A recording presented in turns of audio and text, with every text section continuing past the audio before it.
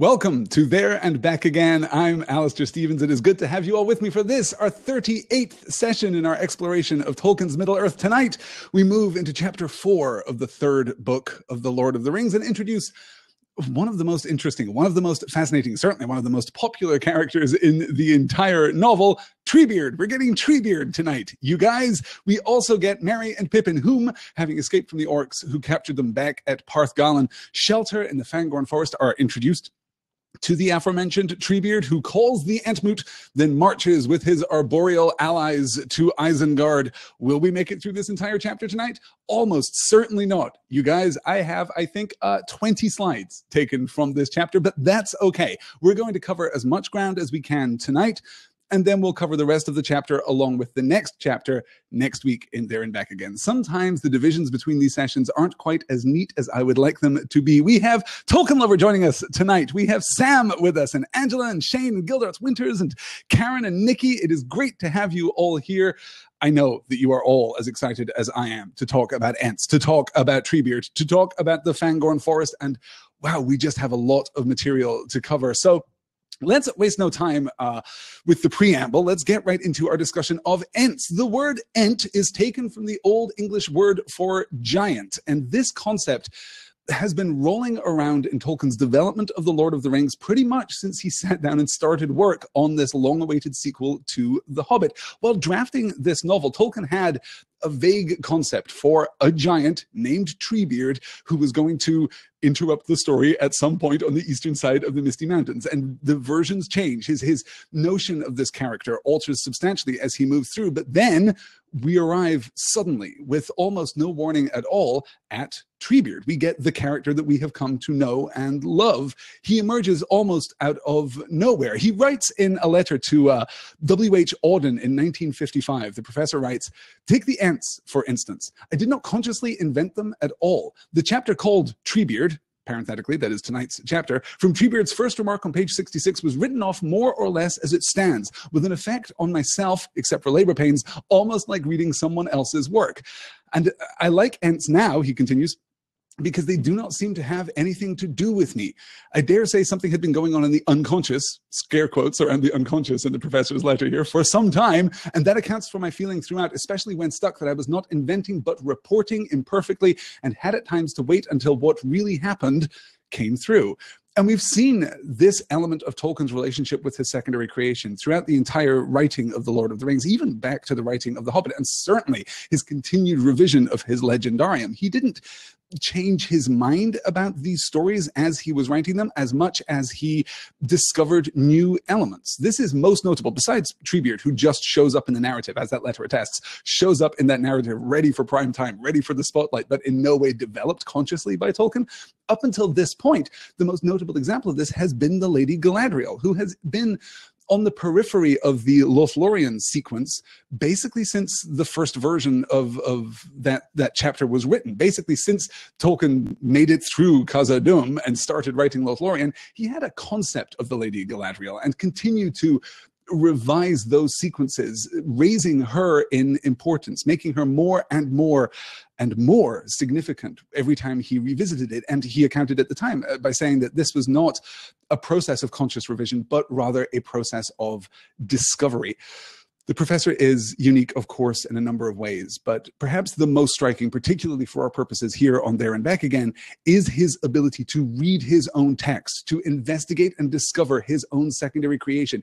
He performs exactly this kind of analytical work on his own prose, on his own narrative, and that is startling. It's striking. It's joyous, I think, for those of us who are engaged in similar endeavors. It's just a wonderful thing. And of course, for Treebeard to emerge so full and so richly on the page is a testament to the professor's conscious skill, certainly, but also his innate and unconscious knack for storytelling. He was a storyteller par excellence. And I think that it is easy sometimes to allow that to become occluded by some of the biographical detail of the professor's life, to think about his skill with philology, his interest in philology and in constructed language, his interest in this fictional history. You know, we talked recently about the difference between The Hobbit and The Lord of the Rings being that The Hobbit is a fairy tale and The Lord of the Rings is in at least an historic mode. You know, he's reporting these events as they come to him. But his innate skill as a storyteller continues to astound. And I think that that is the single reason that these books are as immediately compelling, as enduring, and as lingering as they are. So when we talk about Tolkien's approach to his work, and we talk about the ways, the careful, painstaking ways in which he constructed these worlds, we mustn't forget that from time to time, a character would just show up and take over the page, and that would be it. And as he says, if you look at the history of Middle-earth, as he says, the drafts of this chapter, the drafts of this sequence, the drafts of basically everything, including Treebeard and the rest of the book, came pretty much immediately. There aren't major revisions to these sections of the book because Treebeard showed up on the page and knew what he was about. It's pretty great, you guys. I'm a big fan of Treebeard, obviously. A little background on the Ents then, and a little background on what we are going to see. There are a couple of interesting kind of historical elements here. The Elvish name for Ents. Ents is the name for these tree shepherds in the common tongue in Westron. That is their name. In Elvish, in Sindarin, they are known as the Onodrim, the singular Onos. So Treebeard is an Onod of the Onodrim. That's kind of the language differential that we'll get there, which is significant primarily, of course, because we're going to be talking a lot about different languages in tonight's session. We should also talk about the march to Isengard and the fact this is one of my favorite kind of biographical details, personal details about Professor Tolkien. He wrote the march to Isengard. He writes the coming awake of Fangorn Forest and the response to the depredations of Saruman in explicit response to Macbeth. He noted that when Birnam Wood is coming to Castle Dunsinane, he was less than thrilled with the final outcome, less than thrilled, it is said, with men walking on stage with leaves in their hats. If you know the plot movement of Macbeth, you'll know the prophecy about Birnam Wood is pretty much, you know, it's thin stuff. It's meager stuff. We find a pretty devastating loophole. And of course, Tolkien is not above a pretty devastating loophole when it comes to prophecies. We'll talk more about that in the pages of The Return of the King, of course. But he decided that when he did the scene of Birnam Wood coming to Dunsinane, of Fangorn Forest coming to Isengard, he would do it right. And do it right. He absolutely did. Let's get into our reading tonight. We pick up from the beat at the end of the last chapter when the narrative perspective pulls all the way back from Merry and Pippin, and they are explicitly unaware of what happens to the Uruk-hai at the hands of the Rohirrim. But that plays out away from their attention. So we return to them with one of these odd little narrative continuances. Most of the time, Tolkien doesn't write like he is writing a sequel, or not a sequel, excuse me, like he is writing a series. He doesn't write in this serial mode. He breaks away from that because this isn't a series. This isn't even really entirely a novel. It is kind of a history of Middle-earth, and he generally respects that a great deal. We get, in general, these large sweeping landscapes and vistas. We'll get a beat of character interaction at the start of a chapter, and then we'll get, they found themselves at this place, and we'll get the landscape in which they find themselves. And we get a beat of that with Merry and Pippin in just a moment, but we start with a very direct continuation. Let me share this slide with you here. And put that, there we go. Meanwhile, the hobbits went with as much speed as the dark and tangled forest allowed, following the line of the running stream westward and up toward the slope of the mountains, deeper and deeper into Fangorn. Slowly their fear of the orcs died away and their pace slackened. A queer stifling feeling came over them, as if the air were too thin or too scanty for breathing. At last, Merry halted. "We can't go on like this," he panted. "I want some air." "Let's have a drink at any rate," said Pippin. "I'm parched." He clambered onto a great tree root that wound down into the stream, and stooping, drew up some water in his cupped hands. It was clear and cold, and he took many draughts. Merry followed him. The water refreshed them and seemed to cheer their hearts. For a while they sat together on the brink of the stream, dabbling their sore feet and legs and peering round at the trees that stood silently about them, rank upon rank, until they faded away into grey twilight in every direction. "I suppose you haven't lost us already," said Pippin, leaning back against a great tree trunk. "We can at least follow the course of the stream, the Entwash, or whatever you call it, and get out again the way we came." "We could, if our legs would do it," said Merry, "and if we could breathe properly." "Yes, it is all very dim and stuffy in here," said Pippin. "It reminds me somehow of the old room in the great place of the Tooks, away back at the Smiles in Tuckborough, a huge place where the furniture has never been moved or changed for generations. They say the old Took lived in it year after year, while he and the room got older and shabbier together, and it has never been changed since he died, a century ago. And old Gerontius was my great-great-grandfather. That puts it back a bit. But that is nothing to the old feeling of this wood. Look at all these weeping, trailing beards and whiskers of lichen, and most of the trees seem to be half covered with ragged, dry leaves that have never fallen. Untidy. I can't imagine what spring would look like here if it ever comes, still less a spring cleaning. But the sun, at any rate, must peep in sometimes, said Merry. It does not look or feel at all like Bilbo's description of Mirkwood. That was all dark and black and the home of dark black things. This is just dim and frightfully treeish. You can't imagine animals living here at all, or staying for long. One of the elements that we're going to discuss tonight, one of the elements that is going to be touched upon, at least in the discussion between Merry, Pippin, and Treebeard, is the relationship between Fangorn Forest and the Old Forest on the eastern borders of the Shire. At one time, we are told, the Fangorn Forest covered all of Eregion. At one time, there was a single forest that spanned the length of this entire continent. But that has since been broken up. That has since faltered and faded. It has broken up, of course, thanks to the coming of men, but it has also given way to grassland. It has given way to open space. The spirit of the forest is not as strong as once it was. But we are wise, I think, to recall the Old Forest as we read these chapters pertaining to Fangorn. We're wise to pay close attention to the relationship between Fangorn and the Old Forest. And we talked, for those of you who are joining us recently, we talked a lot when we were discussing the Old Forest about the presence of the wood itself, the Old Forest as a gestalt entity, the Old Forest as a personality. We can talk meaningfully about the Old Forest having desires, having motivation, taking action. Remember how the Old Forest steers the hobbits toward the bonfire glade and then leads them up to the top of the hill where they can look out as if they are on an island surrounded by an ocean of green. And then, of course, the Old Forest leads them directly into the Withywindle Valley, and we might argue directly into the clutches of Old Man Willow. We escaped that thanks, of course, to the intrusion of one Tom Bombadil. Does Fangorn do the same thing? Well, yes. I mean, pretty clearly, yes. We're told again that the air is stifling, that it is close, and we begin to feel fatigue. We begin that same sleepiness, not quite the same sleepiness. It is not quite the same seductive sleepiness as we encountered in the Old Forest, but it is similar. Then in this passage, Merry and Pippin climb up on an old tree root and start refreshing themselves from the stream, and we must be reminded of the encounter with Old Man Willow, where they find themselves by the stream in the Withywindle and are urged by the voice of the Willow Man to drink deep, to actually put their legs, their feet and their legs in the stream and drink, because that's how a tree does it. And I guess the tree wouldn't necessarily know. Well, actually, no. The best thing is to cup the water and bring it to your mouth. No, we're in a fully arboreal mode here. And we see an echo of that here. And we'll see an echo, too, of the hobbits being guided, being directed, being led by Fangorn. But Fangorn is not the Old Forest, and Fangorn is not, explicitly, textually, Mirkwood. It is possible that Mirkwood and Fangorn had much more in common back in the dim and distant past, but it is not corrupted here. This is not the home of dark, black things, the way that Mirkwood was. This instead is simply tree-ish, as Merry says here. It is the domain of trees. Animals do not linger here. This is not a full and vibrant ecosystem in that sense.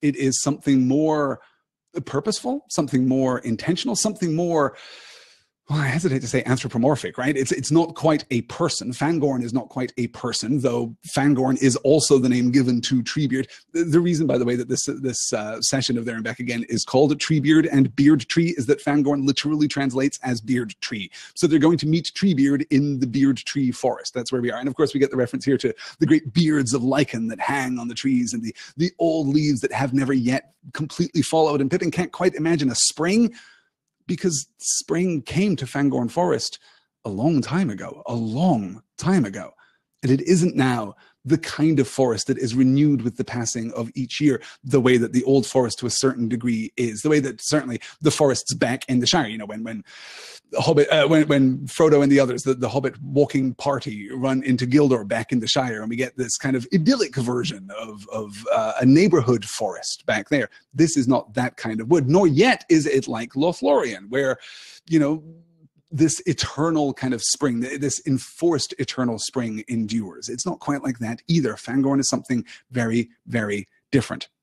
Let's look at how Fangorn guides our hobbits. I do love, by the way, the reference there to the home of the old Took, and Pippin once again doing that thing that Pippin does, which is kind of not quite framing his current experience in terms of his personal history, Sam does that, right? Sam will look at the world around him and sometimes try to retranslate his current experience into the metaphors that he has used back in the Shire. He is a simple hobbit, you know, he understands the world of the Shire, so he will endeavor to make sense of this new and wider and more magical world by using the metaphors and the images and the symbolism of the Shire specifically, of his life in the Shire specifically. Pippin doesn't do quite that, but Pippin will try to build a bridge. He will look for continuity of experience in a way that Frodo doesn't. I think Frodo, kind of led by Bilbo in Bilbo's mold, if you like,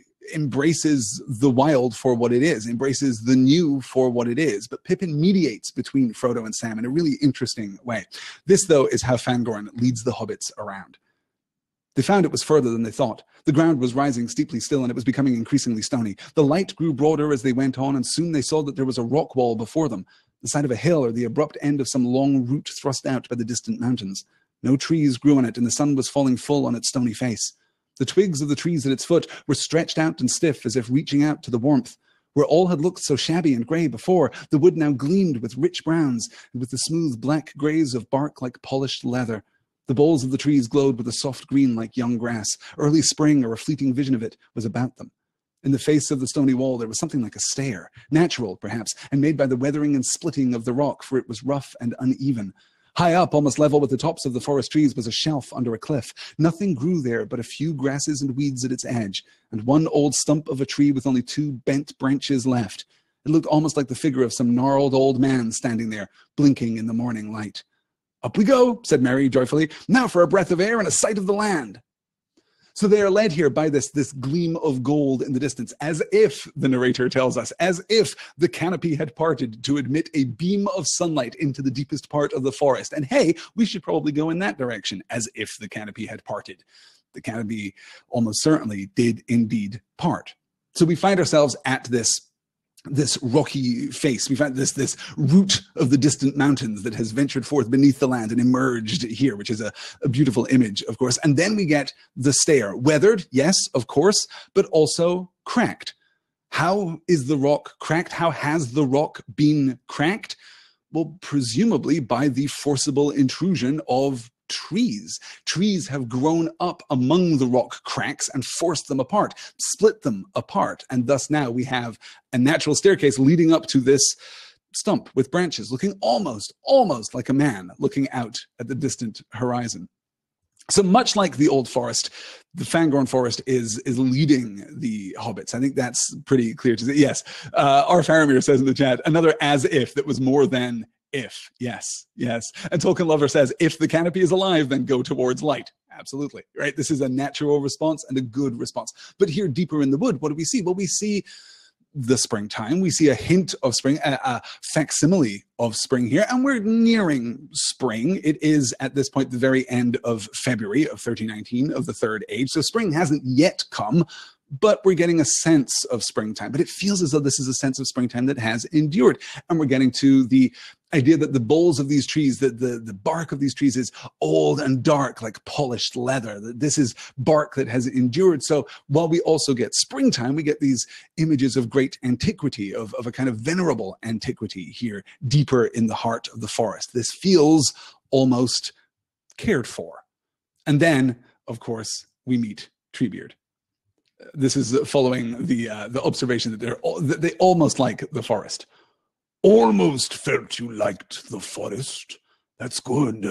That's uncommonly kind of you," said a strange voice. "Turn around and let me have a look at your faces. I almost feel that I dislike you both, but do not let us be hasty. Turn around." A large knob-knuckled hand was laid on each of their shoulders, and they were twisted round gently but irresistibly. Then 2 great arms lifted them up. They found that they were looking at a most extraordinary face. It belonged to a large, man-like, almost troll-like figure, at least 14 foot high, very sturdy, with a tall head and hardly any neck. Whether it was clad in stuff like green and grey bark, or whether that was its hide, was difficult to say. At any rate, the arms at a short distance from the trunk were not wrinkled, but covered with a brown, smooth skin.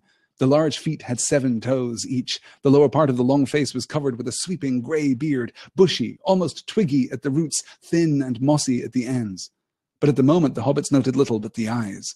Those deep eyes were now surveying them, slow and solemn, but very penetrating.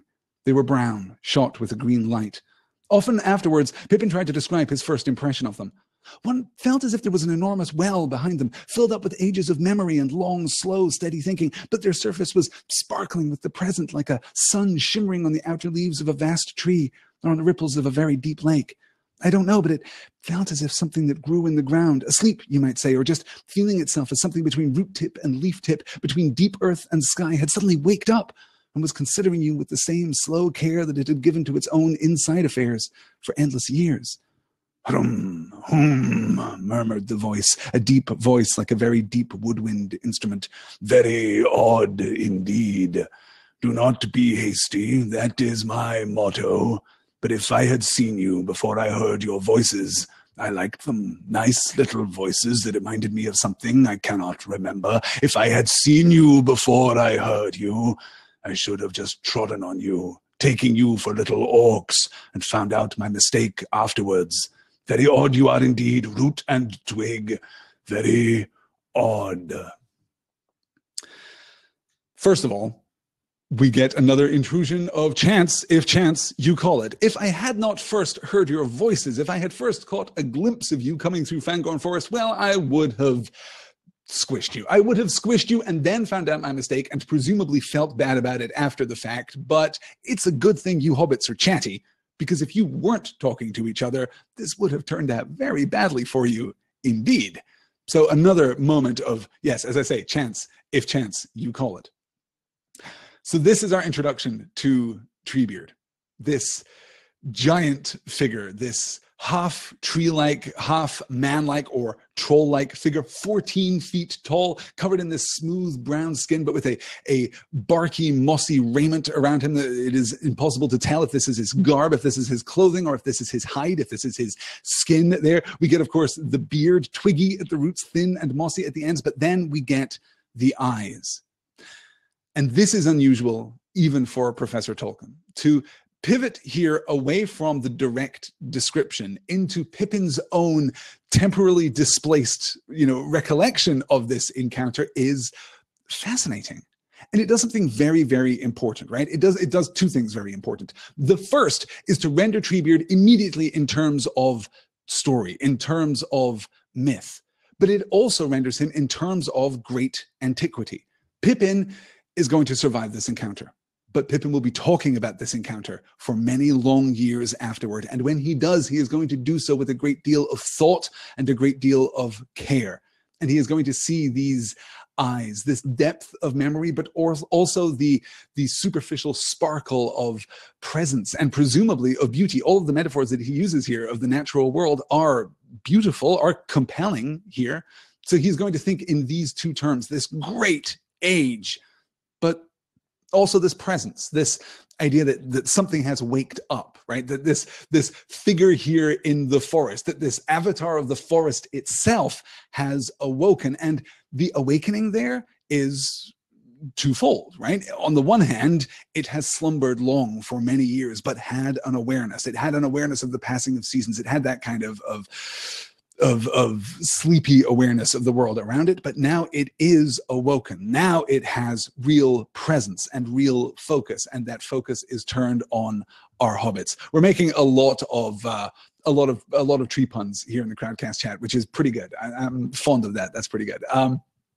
Joseph says, my new favorite power trio, Treebeard, Old Man Willow, and the Whomping Willow from Harry Potter. They would form, wow, quite an interesting group, wouldn't they? I mean, the two Willows, you've got to think, would kind of team up with each other. Old Man Willow probably, his songs are pretty good. I don't know if the Whomping Willow knows any songs. We're certainly about to find out that Treebeard knows some songs. Does the Whomping Willow sing? Oh, possibly. Possibly, yes. It would be fascinating to think that there were ents lurking in the Forbidden Forest right outside the grounds of Hogwarts. Yeah, good. Good. I love that trio, says Danielle. Yes, good. Oh, and Gildart's Winters drags us back to Buffy. Don't forget about Dark Willow. Dark Willow, season 6 of Buffy the Vampire Slayer. It's a good connection. It's a good pull. I like it very much. So this is our Treebeard. According, curiously, to to a fellow by the name of Neville Coghill, who, it will surprise you to learn, I'm sure, is English.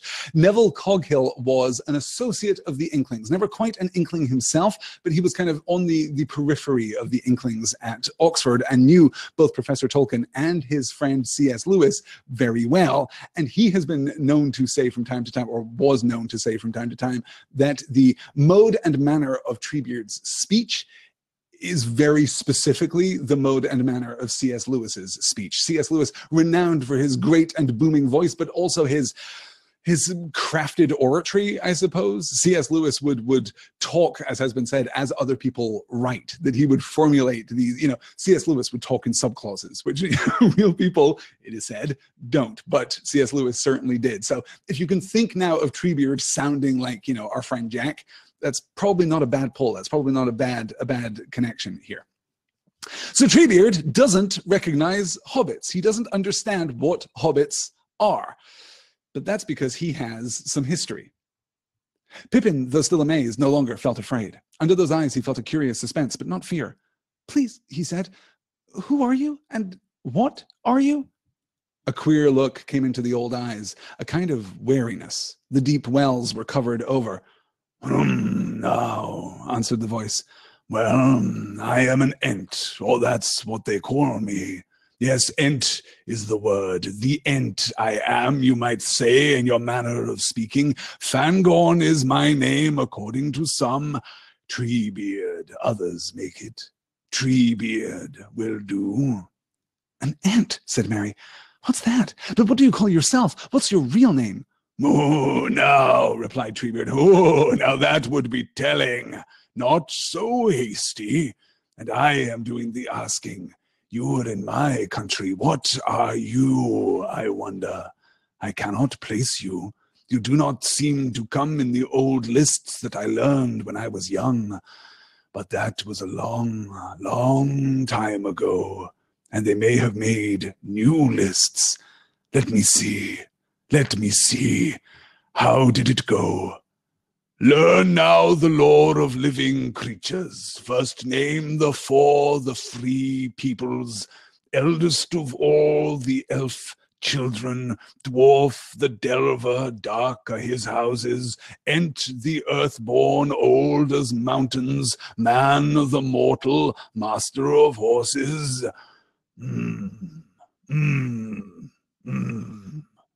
Beaver the builder, Buck the leaper. Bear be hunter, boar the fighter, hound is hungry, hare is fearful, eagle in eyrie, ox in pasture, hart horn crowned, hawk is swiftest, swan of the whitest, serpent coldest, how did it go? Tum. It was a long list. But anyway, you do not seem to fit in anywhere. We always seem to have got left out of the old lists and the old stories, says Mary. Yet we've been around for quite a long time. We're hobbits. The idea of Treebeard learning by rote all the creatures of the world. How do we understand the creatures of the world? Well, here's a handy primer. Bears, oh, they hunt bees. Just FYI, you should probably know that hounds are hungry and hares are fearful and oxes live in pastures and swans are white, I guess, just, so that you know. And of course, this is important in part because Fangorn does not exist in what we, from our modern kind of scientific perspective, would consider a balanced ecosystem. No, this is a place of trees. This is a place for the forest itself, and animals do not come here often. So Treebeard, as the embodiment of Fangorn, as the protector of Fangorn, as the focal point for the Gestalt entity that is Fangorn, we might speculate, Treebeard is not necessarily going to be familiar with the creatures of the outside world, but he will learn his list. He will learn about the creatures in the world, those creatures which move about. But for those of us who have been thinking a little about the origins of Tolkien's secondary creation, the origins of Arda, well, this is kind of a shock. Elves first, the eldest of all the elf children. Check. We know that elves came first. Dwarf the delver, dark are his houses. Okay, dwarves, yes, awakened shortly after the elves, that's fine. Ent the earthborn, old as mountains. I'm sorry, what? We're accustomed to thinking of the three free peoples of this realm. We're accustomed to thinking of the children of Iluvatar, elves and men, brackets, and hobbits descended from men. It's fine, don't worry about it. But we're accustomed to thinking of elves and men. And dwarves, not children of Iluvatar, not created as a part of the original plan, but present here nonetheless. Those three, those are the good guys. That's it. Those are the peoples of Middle-earth. But also ents. And ents inserted third on the list before men. That is provocative. That is surprising. We've got Sam is quoting Treebeard here. Yes, but we're going to get to, yes, nobody is altogether on my side. We're going to get to that slide in just a little bit, but you're absolutely right. Yes. Good. Where would wizards go? Treebeard seems to know that they are different. Well, wizards, of course, would come much, much later. Presumably, they are down near the very end of the list. Wizards have only been operative in the world for about 1,000 years. So they've come along after pretty much everyone else is done. And yes, I suppose that Treebeard knows of Gandalf and has obviously had some dealing with Saruman, so presumably, yes, he would have at least added wizards to the list, but maybe we don't quite get there. This is probably not an exhaustive list of all of the creatures that Treebeard has encountered or has knowledge of, but it is at least the primer on those things. So this is, again, we're moving at a heck of a pace here tonight. I acknowledge that freely, and I would like to spend more time on it. We must talk a little bit about names, right? We must talk a little bit about the power of true names and why it is that Treebeard is so unwilling to yield his own name and so surprised that the hobbits yield their own names. I guess, in fact, let's circle back around to that because we're going to get to that slide in just a moment. But I am now going to break a kind of informal rule that I've had here on There and Back Again, which is a rule against quoting the Silmarillion or referencing the Silmarillion or certainly having a slide from the Silmarillion, but I am going to do exactly that. I am going to pull from the beginning of the Silmarillion. I'm going to pull from the chapter entitled Of Aule and Yavanna. And of course, I've talked a lot about Aule and Yavanna. I've talked a lot about Aule, parenthetically a little about Yavanna before here on There and Back Again, because we talked about the creation of the dwarves. Those of you who have been keeping up with me will remember that Aule created Aule, the smith god of the Valar, right? The kind of god is not the right word, but it's not inappropriate in a way to think of the Valar, these angelic immortal beings who entered Arda when it was first created as being something like kind of pantheistic gods, kind of pantheistic demigods. At least they are not God, right? Iluvatar is God. That he is the only God. He is the creator. He is capital G God. But these Valar have domains and have capabilities that make them somewhat similar to our kind of notion of pantheistic deities, okay? So Aule is the smith Valar, right? He is the creator. He is the lowercase c creator. He is the maker of things. And so eager is he to share his knowledge with the children of Iluvatar who have not at this point as of yet shown up. He creates the dwarves. He builds the dwarves and he says, this is great. They're only animate as long as my attention is on them, but I've created them and now I have someone that I can teach my stuff to. This is so cool. And Iluvatar says, hey, no, you don't get to do that. That was not in the song. That was not the intended purpose.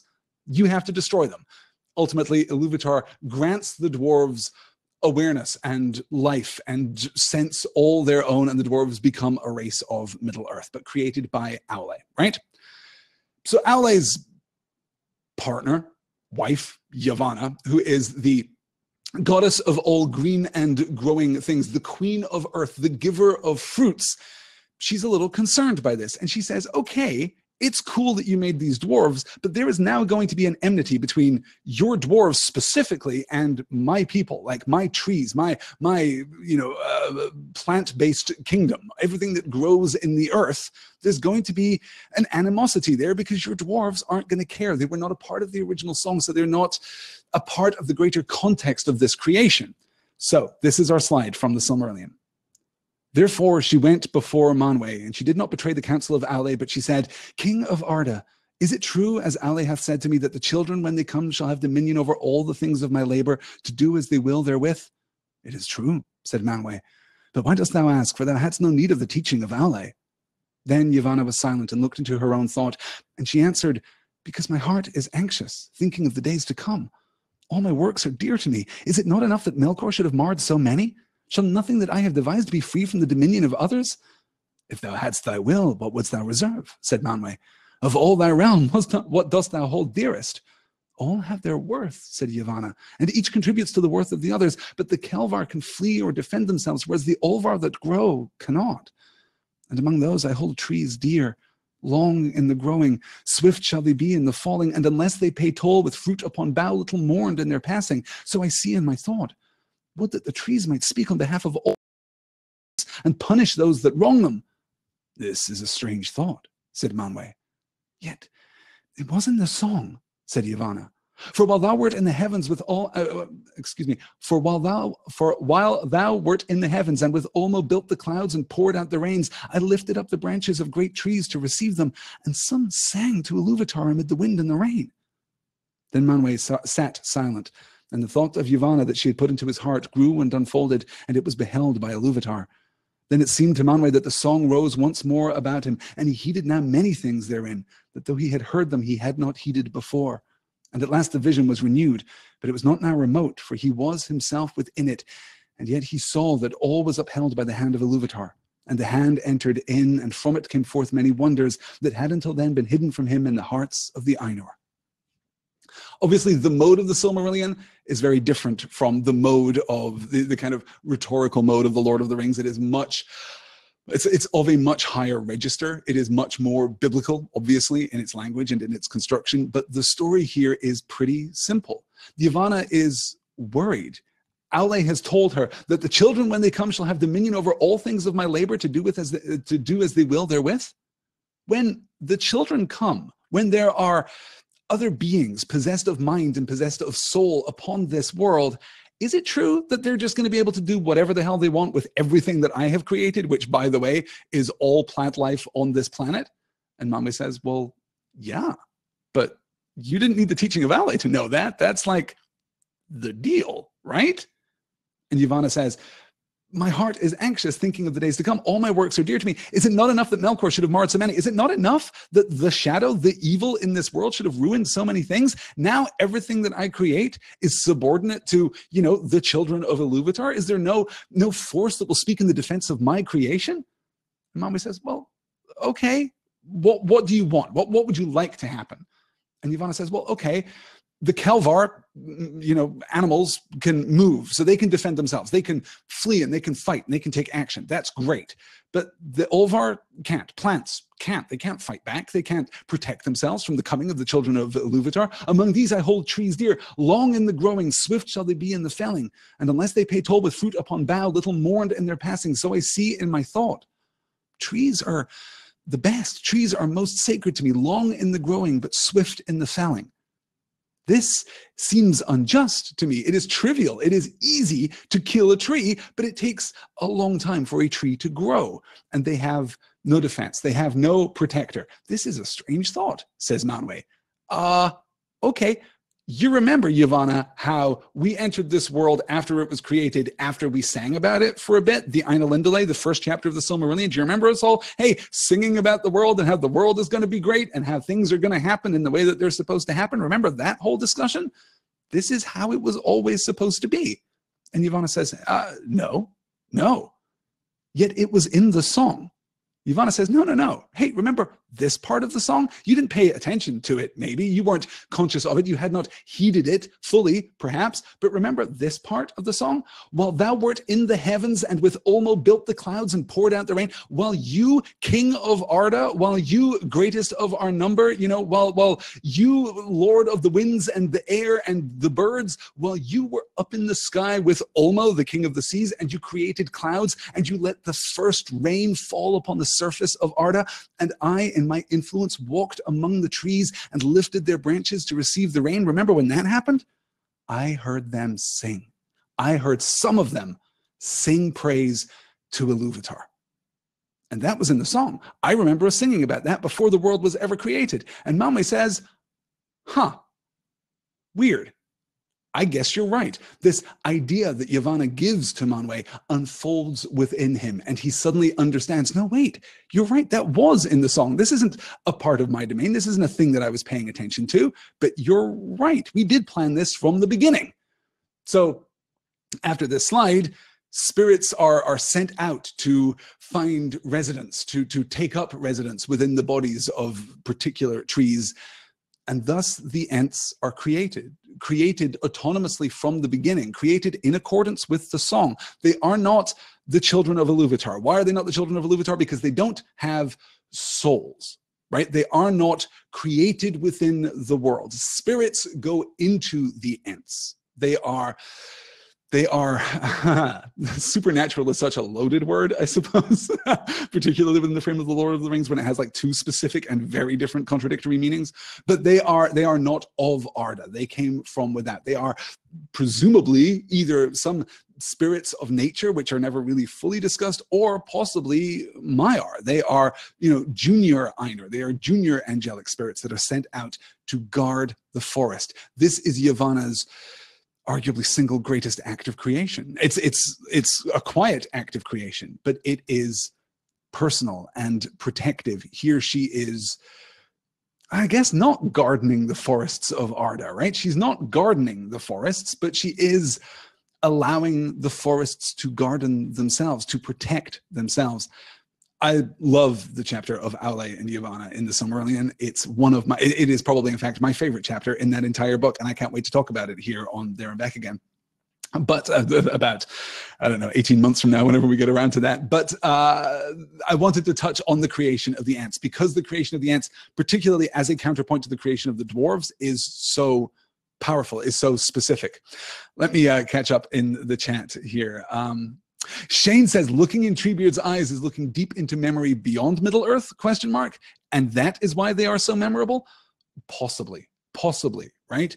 What is the spirit that animates Treebeard? Well, Treebeard as an entity is incarnate, right? He is Treebeard and only Treebeard. We will learn next week, in fact, here on There and Back Again, that Treebeard is the oldest living thing in the world, bar none. He is it. He has been around since before the elves. He has been around just forever.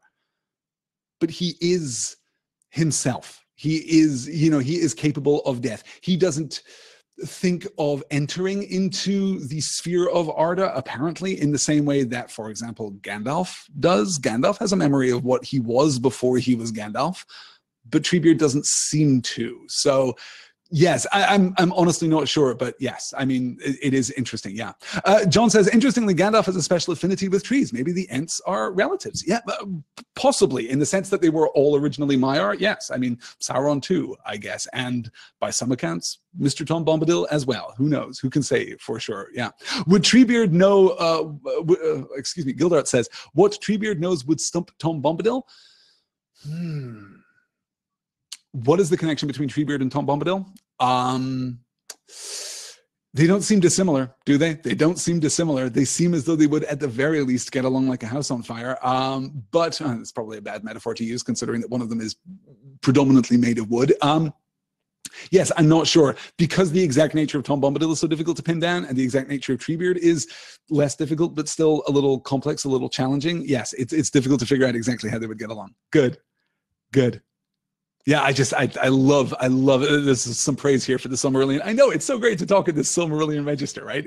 We don't get to do this. This is just beautiful. Yes, good.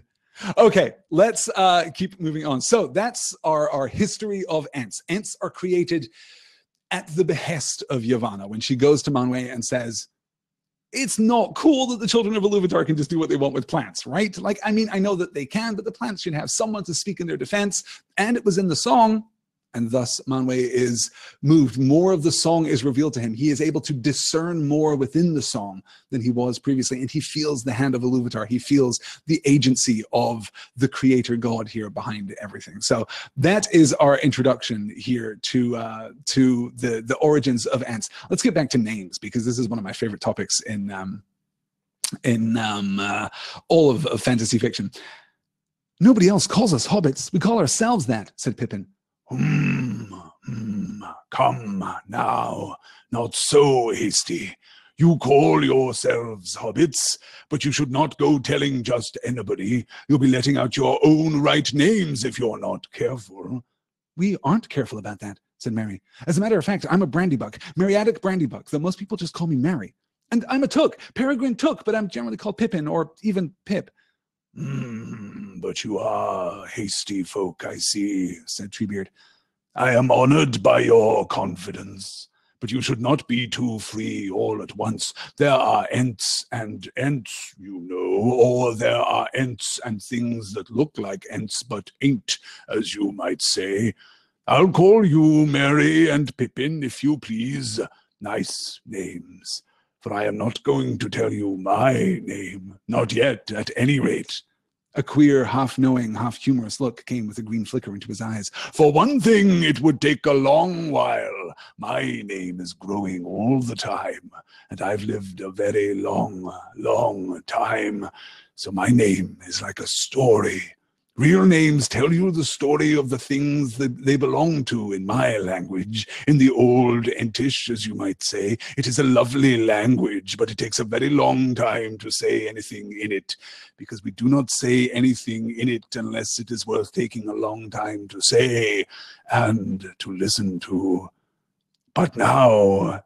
And the eyes became very bright and present, seeming to grow smaller and almost sharp. What is going on? What are you doing in it all? I can see and hear and smell and feel a great deal from this, alalala rumba commander Lindor Burme. Excuse me, that is a part of my name for it. I do not know what the word is in the outside languages. You know, the thing that we are on, where I stand and look out on fine mornings and think about the sun and the grass beyond the wood and the horses and the clouds and the unfolding of the world. What is going on? What is Gandalf up to? And these Bararum, he made a deep rumbling noise like a discord on a great organ. These orcs and young Saruman down at Isengard. I like news, but not too quickly now. Names. Why are names so important? Why are names so significant? Why do names behave as though they have a magical power associated with them? Well, for two reasons. Firstly, in the fairy tradition, which is, of course, woven into every single element of Tolkien's secondary creation, of Tolkien's legendarium, names do have power. To know the name of a thing is to have power over that thing. But here we get an explanation as to why that might be. In Old Entish, the name of the thing is the story of the thing. Literally, to know the name of a creature is to know its story, is to understand it. And that does give you a power over it. Not necessarily a magical power, not necessarily a, totemic Dweomer kind of power over that thing, but a kind of power nonetheless. Because when you know and understand something, you can, exploit it, challenge it, defeat it. There's a part in Treebeard's name where he says, in the old Entish, oh, and also parenthetically, I am terrified of spiders. And if you ever offer a spider to me, I will do whatever you tell me to do. It's a funny story. It happened this one time on a Tuesday afternoon. That's a part of Treebeard's name. I mean, it's probably not, but imagine that it is, right? Imagine that he had a run-in with Ungoliant or a run-in with Shelob or one of the dark spiders that was spawned from Shelob. And he has that as a detail of his story and a part of his name. And thus now you have a power over him. It may not be a complete power, but it is a power nonetheless. So this works in both senses, right? It works in terms of fairy and fairy tales, but it also works from a philological constructed language point of view. Old Entish is clearly a descriptive language. It is clearly, we can see this from the way that Treebeard kind of converts his thoughts into Westeron. What is it that he's talking about here? This alalala rumba comanda lindor burme, this part of my name for it. I do not know what the word is in the outside languages. The thing we are on, where I stand and look out on fine mornings and think about the sun and the grass beyond the wood and the horses and the clouds and the unfolding of the world. Oh, a hill, as the hobbits will offer in a moment. And he says, well, that's a very hasty name for something that has endured since the beginning of the world. And he has a point. He has a point. I would love a translation there of the old Entish. What exactly is it that he is saying here about this hill? What is this part of the hill story, and what does it mean? Yeah. As Tolkien Lover says, and this is what happens when you try to talk to an ant for 5 minutes. Yes, fair. It just goes on. Yes. Burarum is part of the Entish word. Yes, good, says John here. Yes. Oh, and Heather says, this reminds me of Bilbo in the list of names given to Smaug. That's very good, right? As he's talking about being, clue finder and yes, good. And Joseph says there is very little erosion in Middle-earth, apparently. Well, the steps are worn, at least, but yes, it's the natural world does tend to endure here in Tolkien's conception. Good. All right. Yes. Nikki says, people nowadays wouldn't last at all when talking to ents. We have no patience for it. Even the hobbits, who, as we know, like to take a good long time about things and are generally, I like very much the idea that hobbits are the hasty folk. I can only imagine what Treebeard would make of, I don't know, Barlam and Butterbur, for example, right? Bustling to and fro, and like the tap room there of the Prancing Pony and Bree, like that would be impossible for Treebeard to even parse. Hobbits are pretty slow-moving folk, it turns out, but still very, very hasty indeed. So then we move on. Please, Treebeard, he said, could I ask you something? Why did Celeborn warn us against your forest? He told us not to risk getting entangled in it. Did he now? Rumbled Treebeard. And I might have said much the same if you had been going the other way. Do not risk getting entangled in the woods of Lorelin Doranen. That is what the elves used to call it, but now they make the name shorter. Lothlorien, they call it. Perhaps they're right. Maybe it is fading, not growing. Land of the Valley of Singing Gold. That was it once upon a time. Now it is the Dream Flower. Ah, well. But it is a queer place, and not for just anyone to venture in. I'm surprised that you ever got out, and much more surprised that you ever got in. That has not happened to strangers for many a year. It is a queer land. And so is this. Folk have come to grief here. Aye, they have, to grief. Laura Lindoranan, there's so much Cinder in here. Laura Lindoranan, Lindelorendor, Malinorlelian, or Namalin, he hummed to himself. They are falling rather behind the world in there, I guess, he said. Neither this country nor anything else outside the Golden Wood is what it was when Celeborn was young. Still, Torelilo mea Tumbelamona, Tumbelatorie, Lomeanor. That is what they used to say. Things have changed, but it is still true in places. What do you mean? Said Pippin. What is true? The trees and the ents, said Treebeard. I do not understand all that goes on myself, so I cannot explain it to you. Some of us are still true ents and lively enough in our fashion, but many are growing sleepy, going tree-ish, as you might say. Most of the trees are just trees, of course, but many are half awake. Some are quite wide awake, and a few are, getting entish. That is going on all the time.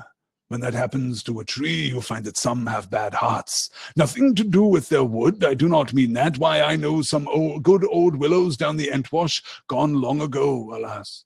They were quite hollow. Indeed, they were falling all to pieces, but as sweet and sweet-spoken as a young leaf. And then there are some trees in the valleys under the mountains, sound as a bell and bad right enough. That sort of thing seems to spread. There used to be some very dangerous parts in this country. There are still some very black patches. So trees are awakening into entishness as the ents, some of them are, slipping into tree-ishness.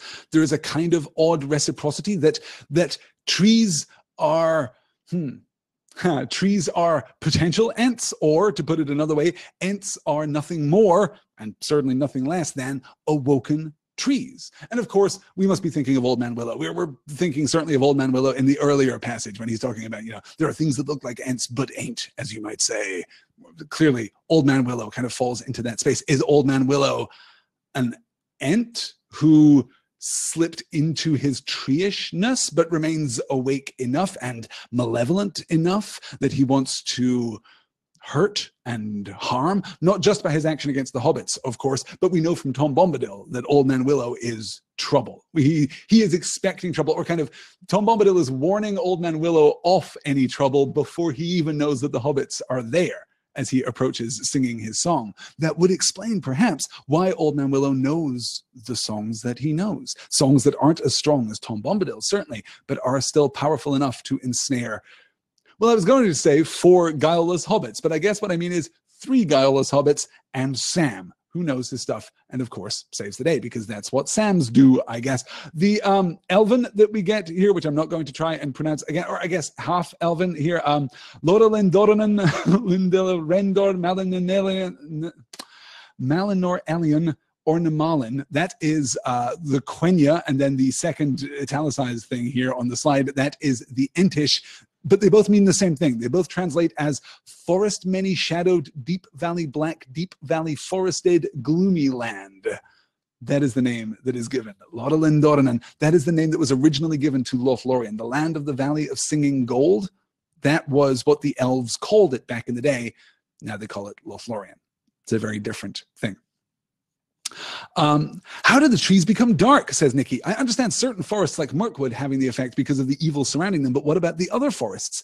That's an, yeah, and John here is saying that Old Man Willow is possibly a black horn. Yes, we'll talk more about horns when we get to the actual definition there. But yes, that's a very good reference there.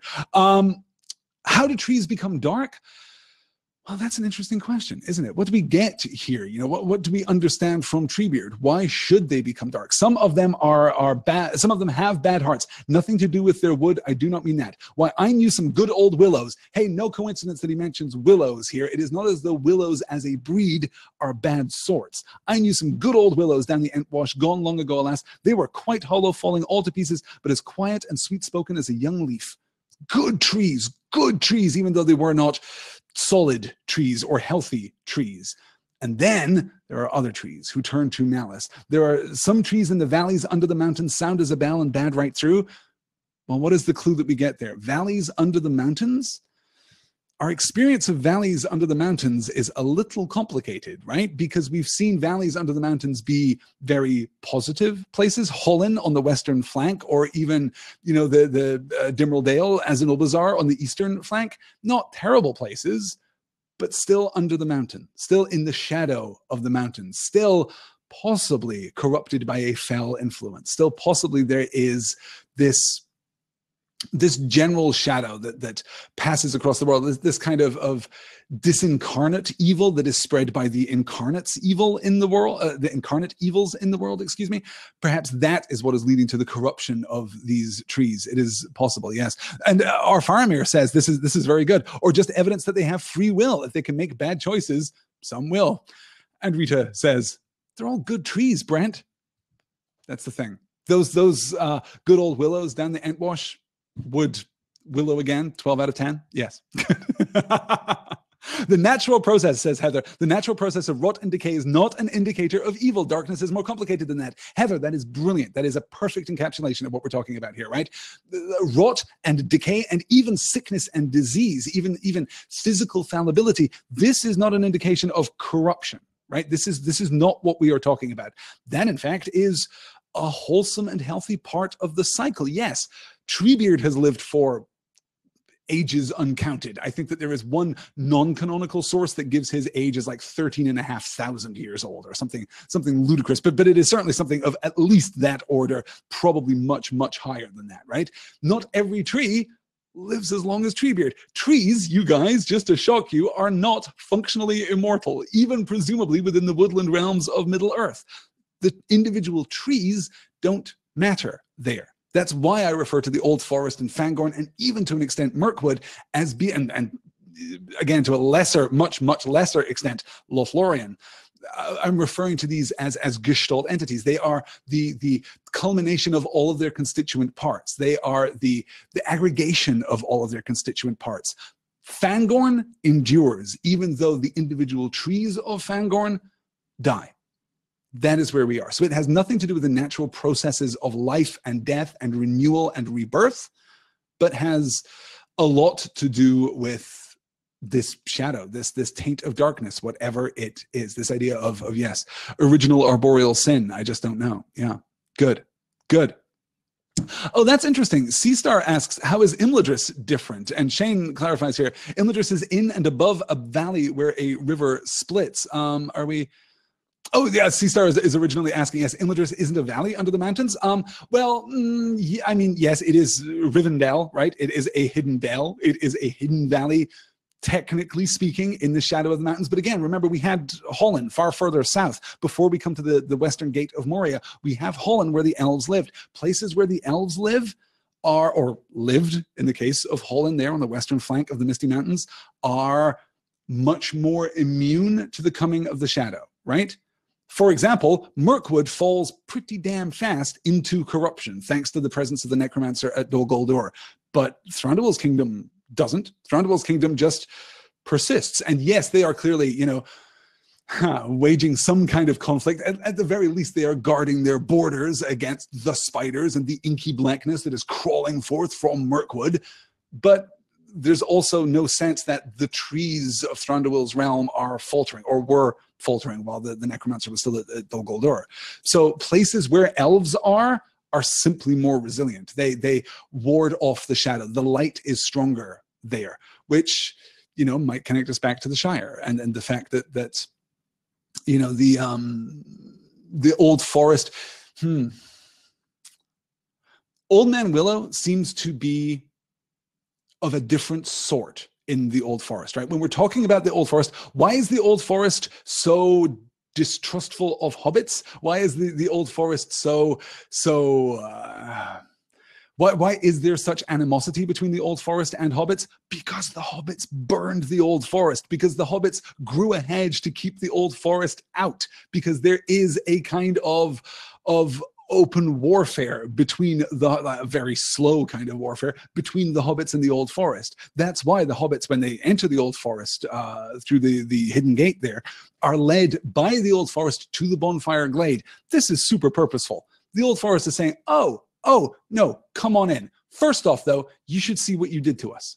We know that Mary's told the story. Presumably, they are aware that Mary has told the story of the bonfire glade, but you should know this. Is Fangorn like that? Well, not exactly. No.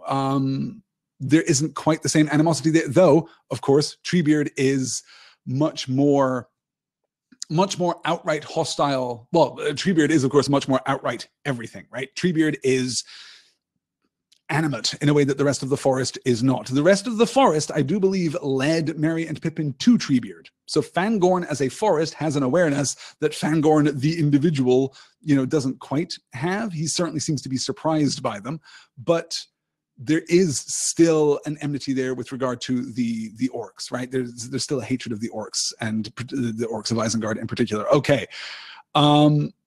Yes, Nikki says, imagine what Mirkwood would be without the green elves. I mean, we can only speculate, right, that the rest of Mirkwood would have fallen. There doesn't seem to be any limiting factor here. Why did Thranduil's kingdom endure? Well, because elves live there. Why are elves safe from the shadow? Or, no. Why are elves safer from the shadow? Because they're elves and because they live among elves and elvishness. That seems to be the answer. Yeah. Good. Joseph observes the story's really starting to branch off a lot. I'd like to leave and get back on the root of our narrative. That's fair. And, you know, good puns too. Okay. So now into the Song of Treebeard. In fact, you know what? We're running a little late here, even by my own standards. Okay. Let's do the song. We'll do the song very quickly. In the willow weeds of Tessarian, I walked in the spring, the sight and the smell of the spring in Nantassarian, and I said that it was good. I wandered in summer in the elm woods of Assyrian, the light and the music in the summer by the 7 rivers of Asir, and I thought that was best. To the beaches of Neldereth I came in the autumn, the gold and the red and the sighing of leaves in the autumn in Taran and Eldor. It was more than my desire. To the pine trees upon the highland of Dorthonion I climbed in the winter, the wind and the whiteness and the black branches of winter upon Orod Nathon. My voice went up and sang in the sky, and now all those lands lie under the wave. And I walk in Ambarona, in Toromorna, in Aldalame, in my own land, in the country of Fangorn, where the roots are long and the years lie thicker than the leaves in Toromornalome.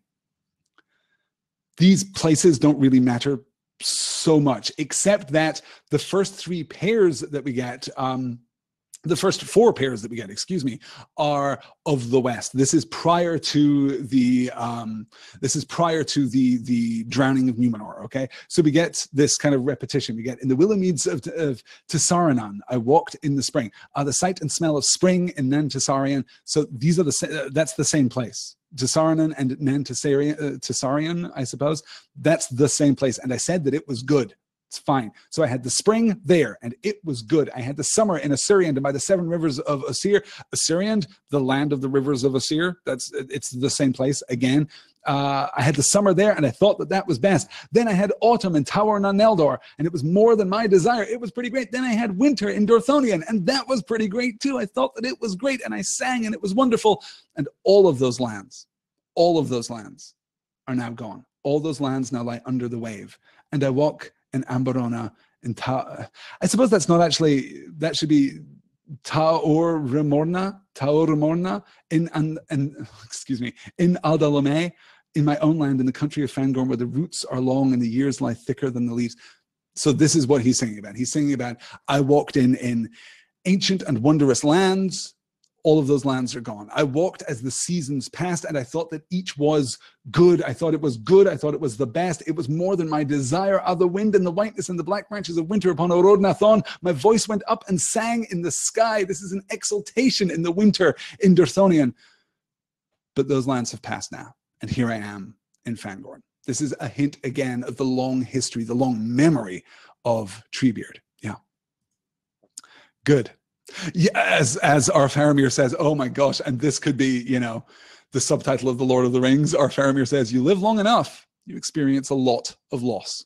Yes, as the world diminishes, so too does your experience necessarily, right? I mean, we can look at the map of Middle-earth and now look at Fangorn. It's a giant forest, you guys, but it's still very small compared to the forests that Treebeard walked in his youth. Okay, we can't spend any more time on that. We must get into possibly one of the greatest quotes that we'll get from Treebeard as he is being told the story of Merry and Pippin here.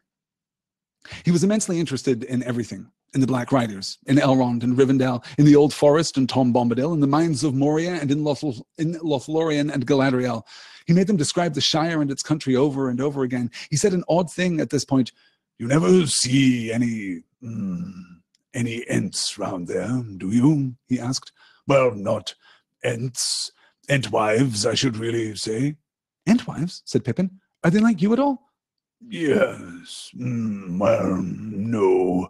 I do not really know now, said Treebeard thoughtfully, but they would like your country, so I just wondered.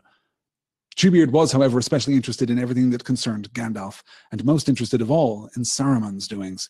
The hobbits regretted very much that they knew so little about them, only a rather vague report by Sam of what Gandalf had told the council, but they were clear at any rate that the Ugluk troop came from Isengard and spoke of Saruman as their master.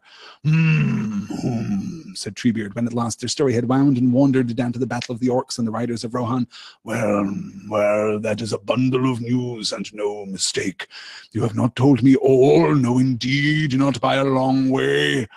But I do not doubt that you are doing as Gandalf would wish. There is something very big going on, that I can see, and what it is, maybe I shall learn in good time, or in bad time. By root and twig it is a strange business.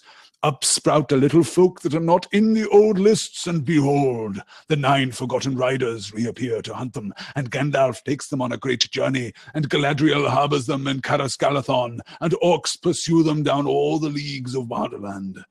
Indeed, they seem to be caught up in a great storm. I hope they weather it. And what about yourself? Asked Merry. I have not troubled about the great wars, said Treebeard. They mostly concern elves and men. That is the business of wizards. Wizards are always troubled about the future. I do not like worrying about the future. I am not altogether on anybody's side, because nobody is altogether on my side, if you understand me. Nobody cares for the woods as I care for them, not even elves nowadays. Still, I take more kindly to elves than to others. It was the elves that cured us of dumbness long ago, and that was a great gift that cannot be forgotten, though our ways have parted since. And there are some things, of course, whose side I am altogether not on. I am against them altogether, these Burarum. He again made a deep rumble of disgust. These orcs and their masters. Are there Entwives in the Shire? Why would the Entwives like the Shire? Because the Shire is a garden. We'll talk a little more about the Entwives, the great tragedy, the great capital G tragedy of the Entwives in just a few slides' time. But this thought that Entwives would like the Shire, yeah, they really would. They really would. And the tragedy that Treebeard just can't remember. He doesn't remember what they are like. Well, we'll circle back around to that anyway. And of course, are there Ents in the Shire? Well, there is this throwaway reference, right, to something as large as a tree walking north of the Shire. We get this back, beginning of chapter 2. This is Sam and Ted Sandyman talking in the pub. So there is an account given there. Was that an Ent? Was that an Entwife? We don't know. We don't know. I'm inclined to think not, because the height of the tree there is used metaphorically rather than saying it was a giant tree. So it is possible that it is just something else very large, or that it is just a story, that it is just disquiet among the Hobbit folk. Yes. Yes, John is pointing out here that there's a lot of talk, obviously, here of Gandalf and a lot of talk of Saruman, and where is Radagast? John says Radagast is more into birds and squirrels than trees. Yes, Radagast is about the animals, not about the trees, not about the green growing things that were of Yavanna's domain. Yes, good. Okay. So we tell everything about the story. No, wait, we don't tell everything by the story. And gosh, doesn't Treebeard recognize that? That is a bundle of news and no mistake. You have not told me all. No, indeed, not by a long way. Because they haven't told him about the ring. They specifically withhold information about the ring. But it doesn't matter. Treebeard doesn't know about the ring, care about the ring, could have any conception of the ring whatsoever. It doesn't matter. He understands that they are doing as Gandalf would wish. There was something very big going on that I can see, and what it is, maybe I shall learn in good time or in bad time. And then we get this recapitulation of the plot. By root and twig, this is a strange business. Up sprout a little folk that are not on the old lists, and behold, the 9 forgotten riders reappear to hunt them, and Gandalf takes them on a great journey, and Galadriel harbors them in Caras Galadhon, and orcs pursue them down all the leagues of Wilderland. Indeed, they seem to be caught up in a great storm. I hope they weather it. I hope they weather it, says Treebeard. I hope they weather it. I hope that these hobbits, these little sprouts, make it through. I hope everything is going to be okay.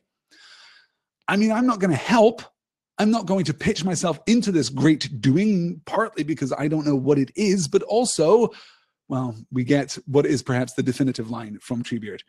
I do not like worrying about the future. I'm not altogether on anybody's side, because nobody is altogether on my side, if you understand me.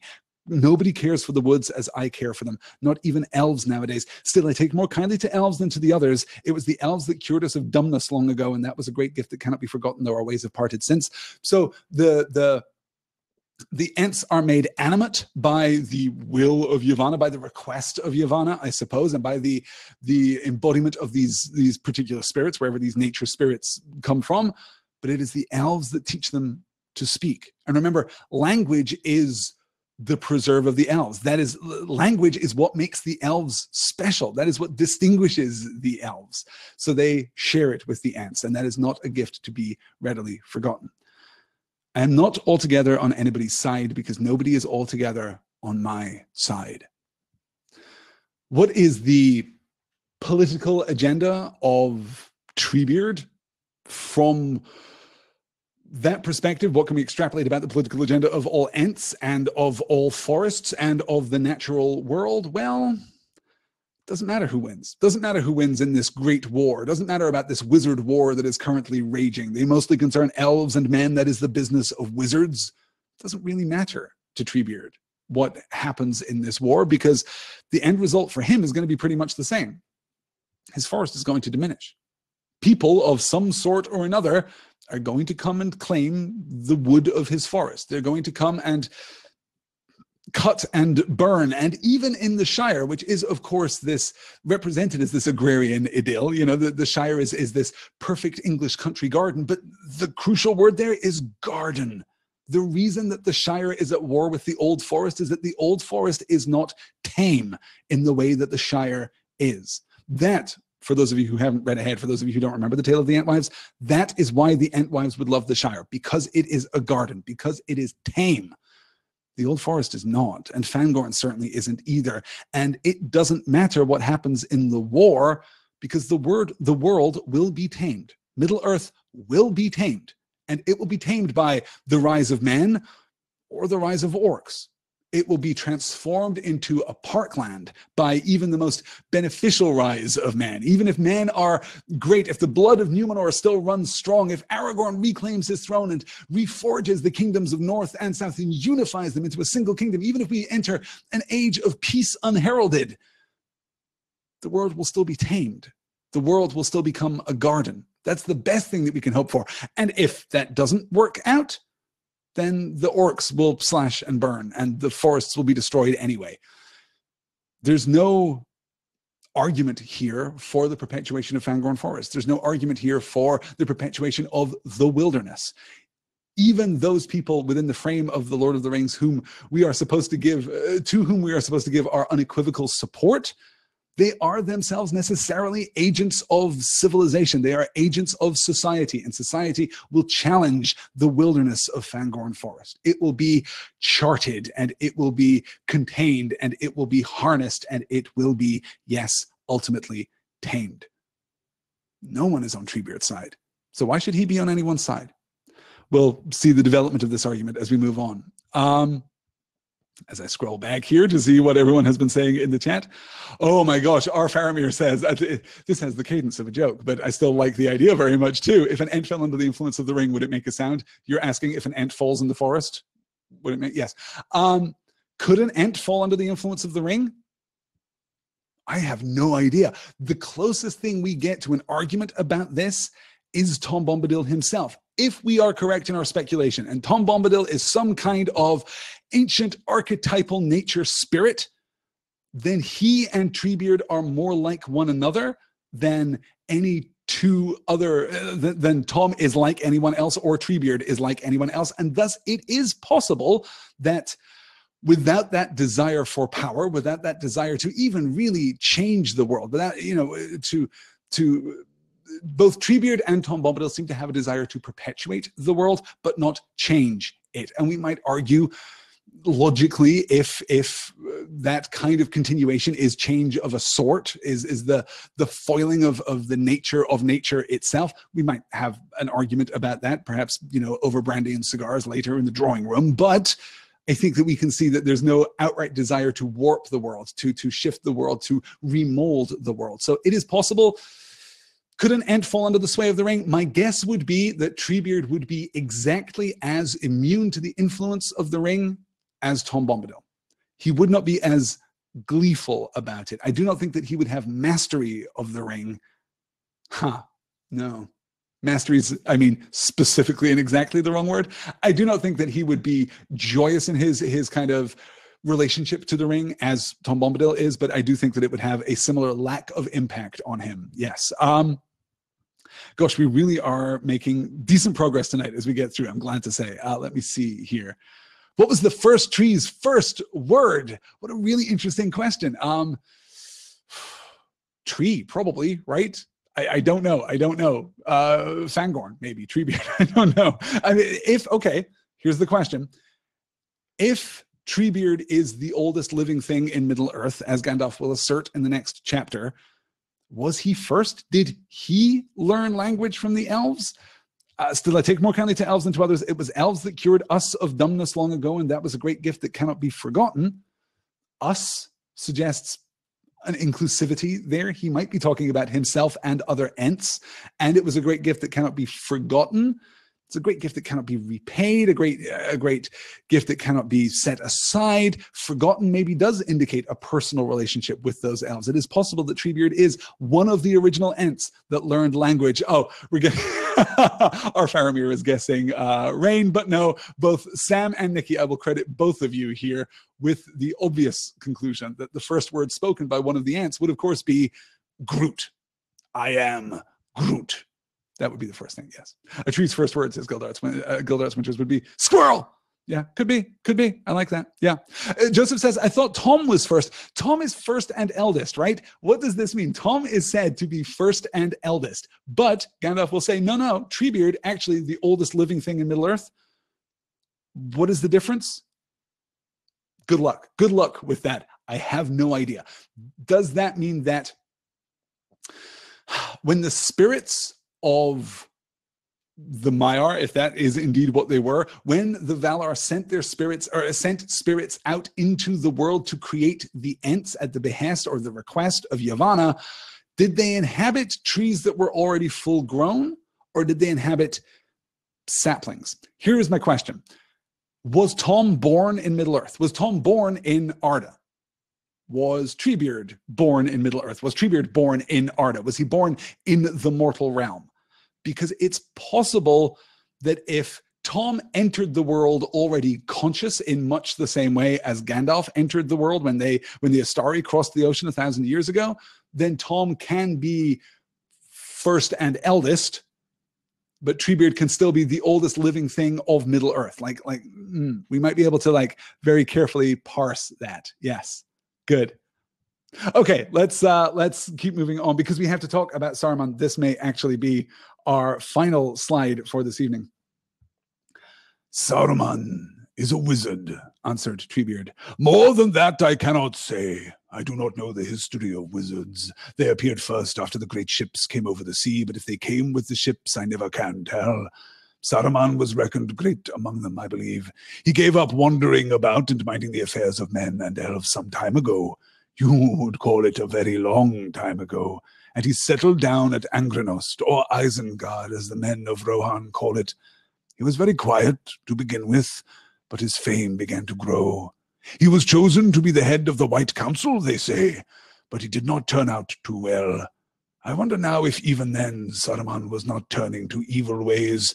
But at any rate, he used to give no trouble to his neighbors. I used to talk to him. There was a time when he was always walking about my woods. He was polite in those days, always asking my leave, at least when he met me, and always eager to listen. I told him many things that he would never have found out by himself, but he never repaid me in like kind. I cannot remember that he ever told me anything, and he got more and more like that. His face, as I remember it, I have not seen it for many a day, became like windows in a stone wall, windows with shutters inside. I think that I now understand what he is up to. He is plotting to become a power. He has a mind of metal and wheels, and he does not care for growing things, except as far as they serve him for the moment. And now it is clear that he is a black traitor. He has taken up with foul folk, with the orcs. Worse than that, he has been doing something to them, something dangerous. For these Isengarders are more like wicked men. It is a mark of evil things that come in the great darkness that they cannot abide the sun. But Saruman's orcs can endure it, even if they hate it. I wonder what he has done. Are they men he has ruined? Or has he blended the races of orcs and men? That would be a black evil. Indeed, it would be a black evil to manipulate orcs thus, to blend them with the races of men and to create the Uruk-hai, evil orcs that can walk beneath the sun, even though they are themselves spawned of that great darkness. He is plotting to become a power. He has a mind of metal and wheels. Let's talk a little about metal and wheels. Let's talk a little about this kind of cunning and craft. Saruman itself is an Old English word, is an Old English phrase, I suppose, meaning man of skill, man of craft. But what it really means is man of cunning, man of, I don't know what the best kind of word that embodies, there is something sly to it. There is it is almost a kind of man of inappropriate skill, I suppose, man of sleight of hand, but certainly man of cunning, I think, will give us that similar sense. Isengard means iron cord. It is it means iron tower, effectively, as does Angranost. Angranost, or Isengard, as the men of Rohan call it. Again, those things mean the same thing. Eisen is the Old English form of the word iron, and guard, of course, a Germanic word meaning enclosure, like gated or fenced, yard or enclosure. Thus, Isengard, like iron guard. That guard is the same root that gives us, the Norse terms Asgard and Midgard. If you're familiar with your Norse mythology, those are the same. That's the same root there. So that is the common speech. That is the Westron Isengard, from the Sindarin Angranost, which means, again, just iron guard, iron tower, iron emplacement, I suppose. Isengard was built in the Second Age around the Tower of Orthanc. So Orthanc already stood. Orthanc also, well, okay, Orthanc's a little tricky. Tolkien gives two different accounts for the meaning of the name Orthanc. And for those of you perhaps not familiar with the geography, Orthanc is the tower that stands in the middle of Isengard, right? Isengard is the region, and Orthanc is the tower itself. Orthanc, one possibility for, the two towers that give their titles, that lead to the title of this book. So Orthanc, according to Tolkien, means in Sindarin Mount Fang. That is, it is a jagged tooth pointing toward the sky in Sindarin, but simultaneously, in the language of the Rohirrim, in Rohirric, means cunning mind. It apparently means both of those things. Like, this is just a simultaneous evolution of language. Orthanc means Mount Fang in Sindarin and cunning mind in Rohirric. But much more importantly, in Old English, Orthanc actually means cunning device, cunning mechanism, cunning. Yeah, device has exactly that, the right kind of sly cunning about it, right? So Orthanc itself is the cunning device run by the man of cunning. So here we're seeing an opposition to wisdom, right? We talk about this all the way back with Gandalf, when he's talking about Saruman, and he says, "He who would break a thing to learn its purpose has left the path of wisdom." That is the cunning mind. And we see Saruman engaged in very much the same kind of research here with Treebeard. He's talking to Treebeard, or rather, he is listening to Treebeard. He is absorbing, he is hoarding knowledge and power, therefore, from Treebeard. He is leeching off of Treebeard and never sharing in like kind. I told him many things that he would never have found out by himself, but he never repaid me in like kind. I cannot remember that he ever told me anything, says Treebeard. I can't remember him ever giving me information, teaching me something that I could not know myself. And he got more and more like that. His face, as I remember it, I have not seen it in many a day, became like windows in a stone wall, windows with shutters inside. He can close off his mind. He is no longer transparent to those around him. He is himself guarded, as Isengard is guarded, as Orthanc is guarded, as the cunning mind must be guarded to other minds around it, lest its true nature and devious intent be revealed. To Isengard, says Rayla Lynn in the chat, and our Faramir too sings, "They're taking the hobbits to Isengard." Yes. Joseph asks the slightly rhetorical question, but yes, John confirms too that Isengard itself stands in Nan Curanir, which is another extension of that idea of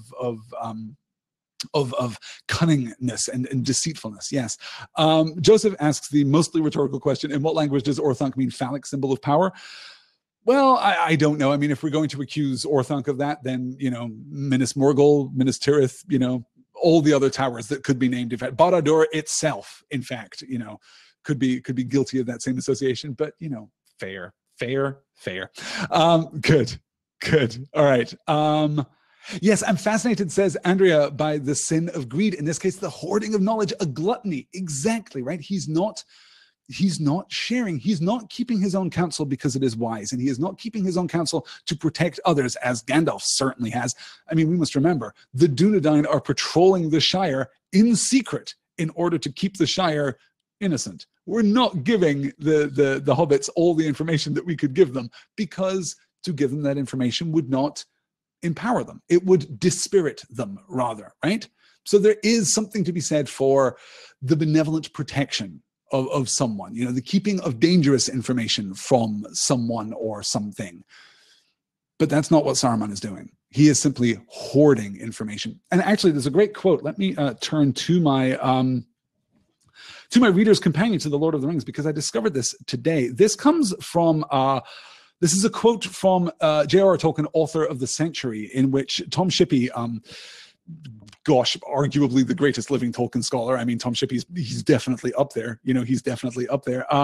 He writes in with regard to Saruman, he says that Saruman is caught, quote, not with the dragon sickness associated with gold, but with a metal sickness associated with iron, a disease which, quoting Professor Shippey, starts as an intellectual curiosity, develops as engineering skill, turns into greed and the desire to dominate, corrupts further into a hatred and contempt of the natural world which goes beyond any rational desire to use it. Saruman's orcs start by felling trees for the furnaces, but they end up by felling them for fun, as Treebeard complains. The applicability of this is obvious, with Saruman becoming an image of one of the characteristic voices of modernity, skill without purpose, bulldozing for the sake of change. And this is what is represented in the broadest sense. And this, I think, is actually where we'll wrap up, because we're about to pivot to the Entwives. So I think this will be the last slide that we'll cover this evening, and then we'll do the Entwives and the Entmoot and the March to Isengard. We'll do all of that next week. That'll be just fine. This is part of Tolkien's primary thematic thrust within the pages of The Lord of the Rings. We are suspicious of industry. We have been suspicious of industry right from the jump. We talked way back when we were talking about the Shire originally, about what it is that makes the Shire special, and how it is that the Shire manages to have this agrarian, you know, yes, certainly class-based society, but within the bounds of a class-based society, a fairly egalitarian, you know, social structure here. What is it that allows the hobbits to maintain this standard of living? And we looked very carefully at the technological mechanisms available to the hobbits. And we look at, you know, they have the bellows for the fire, and they have the mill. They have, you know, we talked about the ways in which in the medieval period, mill owners were disproportionately powerful, because owning a mill allowed you to basically manipulate a half dozen farms, a dozen farms around you, because all of those farmers, they couldn't afford to run a mill of their own, but they did require the services of a mill. You were the middleman. You were the guy. You held the political power. If a farmer irritated you or frustrated you or in any way refused to give you due credit or to show due deference to you, you as the mill owner absolutely had the ability to prevent that farmer from using your mill, and thus putting him at a severe disadvantage compared to the other farmers in the area.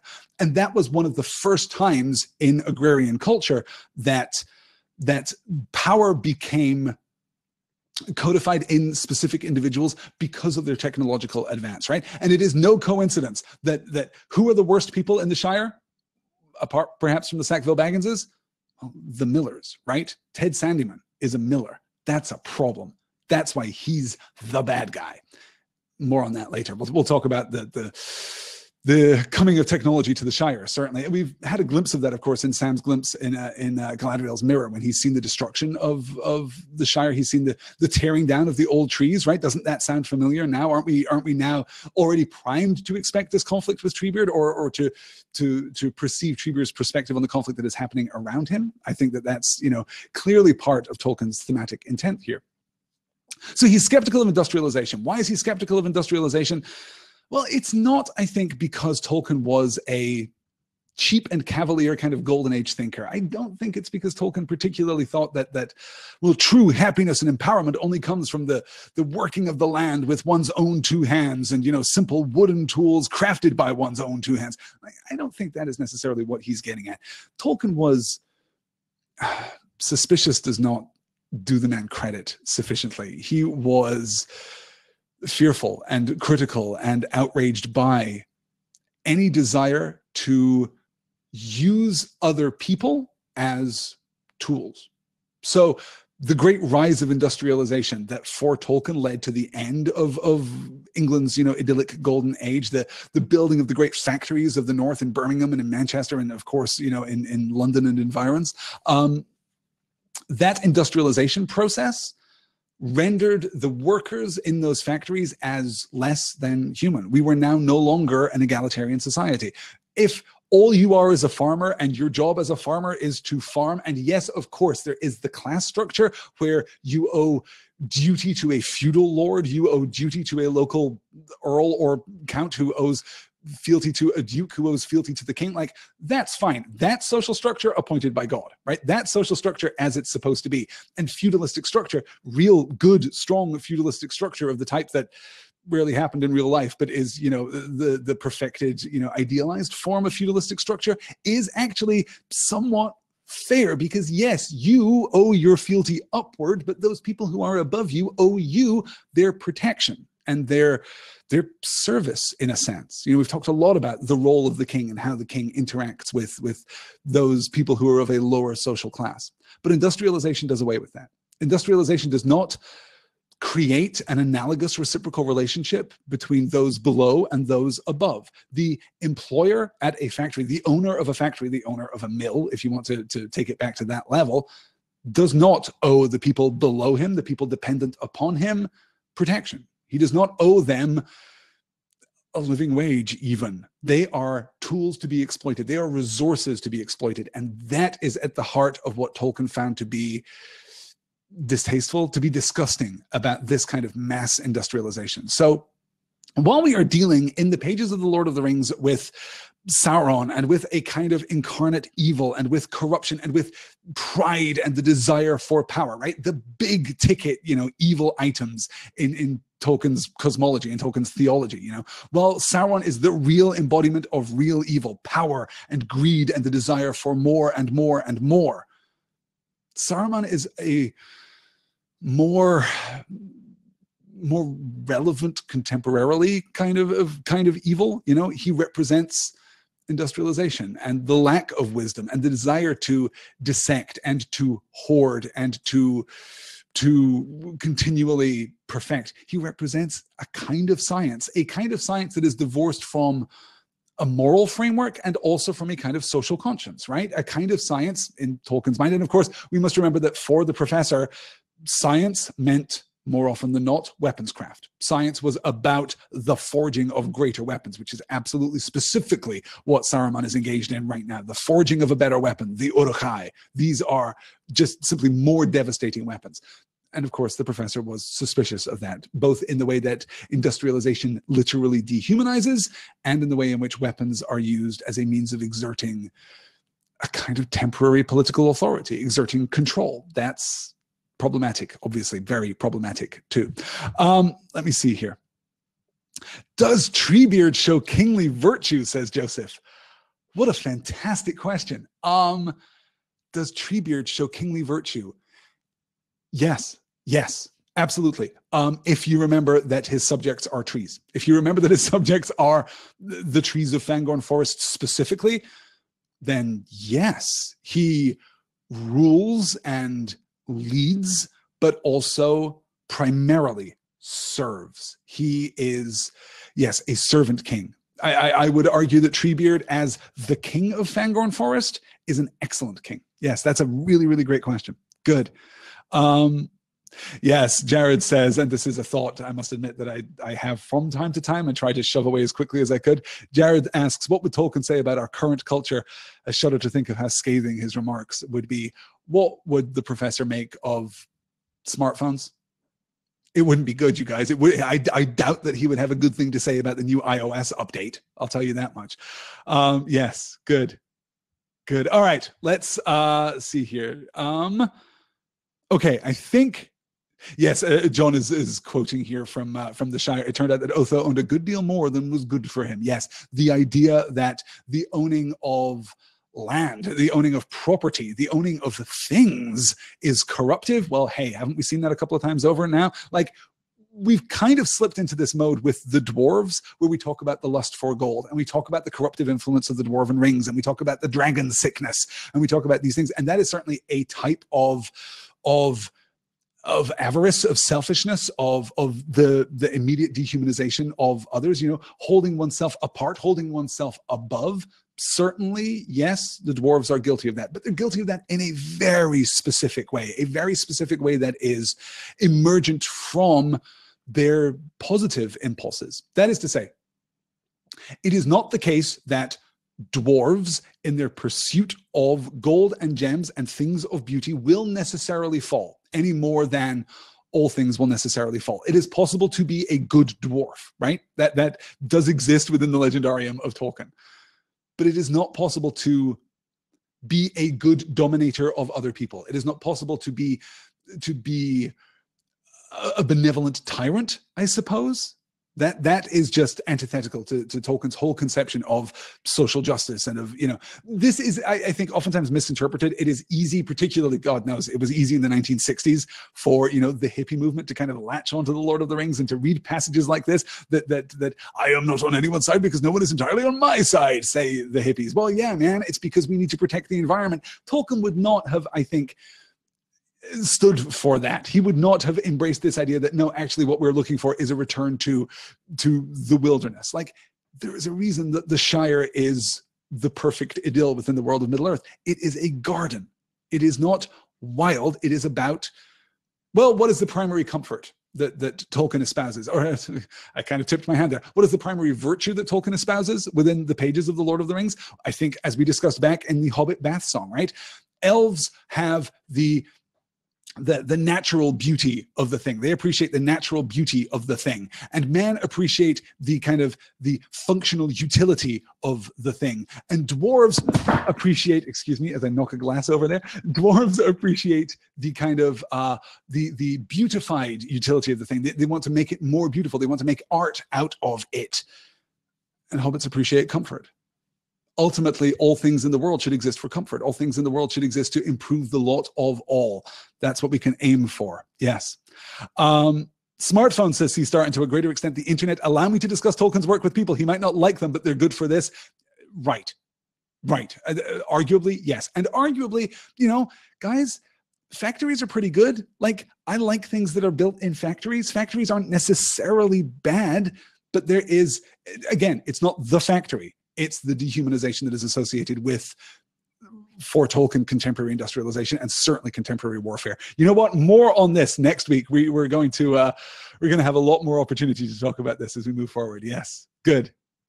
Okay, let's wrap it up there. I've already run 10 minutes over and didn't get through most of what I wanted to talk about. So I'm afraid that will have to do it for this week. You guys, thank you so much for joining me. Next week, then, we will look at Chapter 5. We will look at The White Rider. We will do that at 10 p.m. Eastern next week. That is Thursday, November the 9th, 2017. We will conclude our discussion of Treebeard, the Ents, the Entwives, the Entmoot, the March to Isengard, and then we'll talk about, well, The White Rider, about whom we know nothing at this point, about whom we can speculate not at all. I have no idea who this character is, but I'm looking forward to finding out when I read Chapter 5 of Book 3 of The Lord of the Rings. You guys, it has been an absolute pleasure talking with you all this evening. Thank you so much for joining me. I hope that you will return next week.